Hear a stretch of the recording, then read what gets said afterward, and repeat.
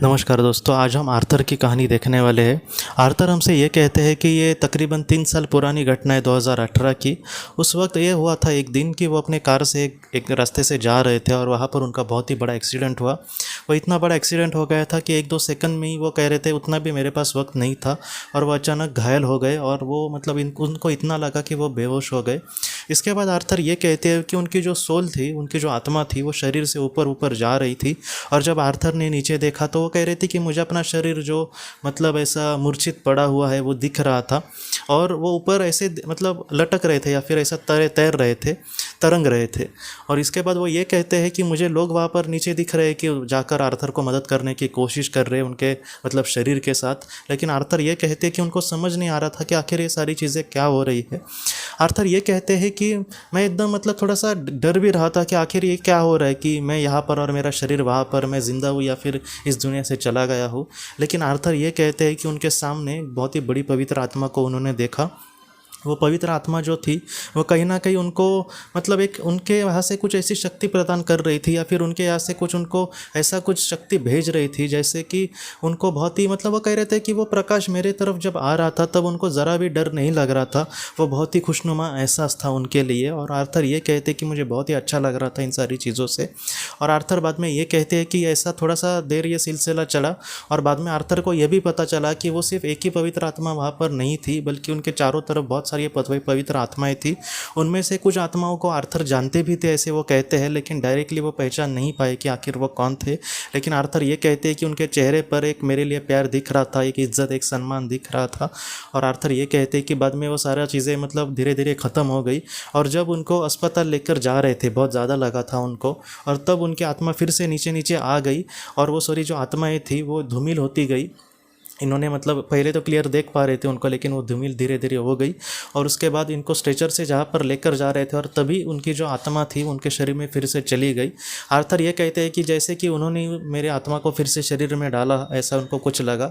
और आर्थर बाद में ये कहते हैं दोस्तों कि उनको बाद में अस्पताल लेकर गए, लेकिन शरीर में आने के बाद डायरेक्टली उनको होश तब नहीं आया था, वो मूर्छित अवस्था में ही थे। लेकिन जब उनको होश में आए तब वो अस्पताल में थे। लेकिन आर्थर ये कहते हैं कि ये सारी जब चीज़ें उन्होंने डॉक्टर से कही तो उन्होंने यकीन नहीं किया। उन्होंने कहा कि ये तुम्हारा भ्रम होगा या फिर तुम्हें कोई सपने जैसा कुछ हुआ होगा बेहोशी में।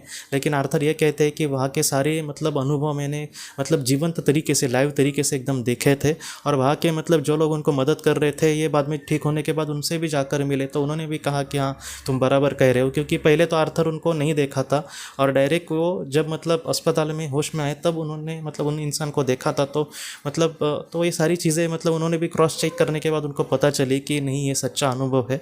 और इसके बाद जब एनडी के बहुत सारे अनुभव उन्होंने देखे तब ऐसा तो अनुभव बहुत सारे लोगों को हुआ था।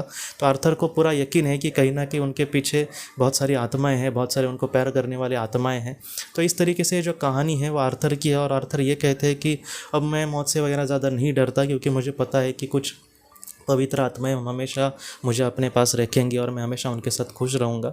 तो दोस्तों आज की ये जो कहानी है सबसे बड़ी सीख हमें ये देती है, जैसे बहुत लोग अपने जीवन में अपने आप को अकेला समझते हैं, तो आप ज़रा भी चिंता मत करना, हमें बस अपने कर्म पर ध्यान देना चाहिए। एक दिन ऐसा ज़रूर आएगा जहाँ पर हमें सच्चा प्यार करने वाले लोग और हमारा अच्छा चाहने वाले लोग हमारे सामने ज़रूर आएंगे।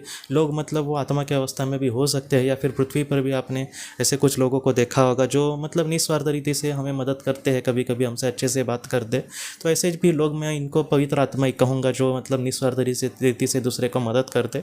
तो इस तरीके से दोस्तों निस्वार्थ रीति से अगर हम भी किसी की मदद करते हैं तो वो भी बहुत बड़ी बात हुई एक आत्मा के लिए, उसके उद्धार के लिए। तो इस तरीके से अगर हम जीते हैं तो बहुत लोगों का हम भी अच्छा कर सकते हैं और बहुत लोग हमारा भी। तो इस तरीके से हमें जीवन में आगे बढ़ना होगा और हमारे आत्मा का विकास करने होगा। तो दोस्तों हम अपने अगली वीडियो में एक नए विषय को लेकर मिलते हैं। तब तक आप अपने परिवार का ख्याल रखना। आपका बहुत बहुत धन्यवाद।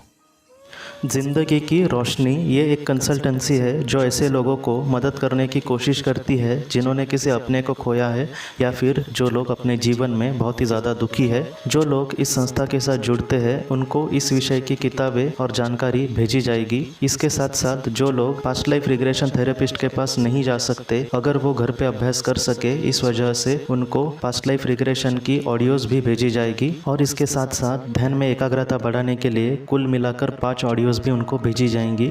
तो जो लोग इस संस्था के साथ जुड़ते हैं उनको यह सारी चीज़ें उनके ईमेल पर या फिर व्हाट्सएप पर भेजी जाएंगी। अगर आपको इस संस्था के साथ जुड़ना है तो कृपया इस नंबर पे व्हाट्सएप करें।